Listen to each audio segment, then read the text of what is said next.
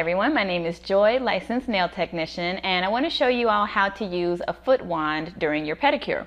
So this is actually a foot wand. It can be called a few different things, so not to get confused. You could call it a foot wand, a foot paddle, an exfoliator, a callus exfoliator, all the same thing, and all to be used to get the dead skin off of the feet. So a couple of ways that you can use this. If you have very, very dry skin, if it's kind of flaky, you can actually exfoliate before you put your feet into water. So you just kind of make the job a little bit easier for yourself. You start exfoliating on the heels and underneath the balls of the feet just to loosen the skin up a little bit before you put it in the water.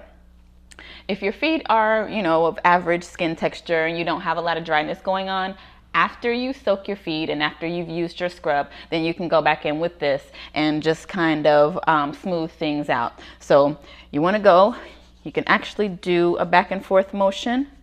If you do it very gently, if you're doing it on the heels, you can go in one direction. That's the easiest way to do it with the heels. So that is how you use this tool. Hope that this was helpful to everyone, and thank you guys for watching.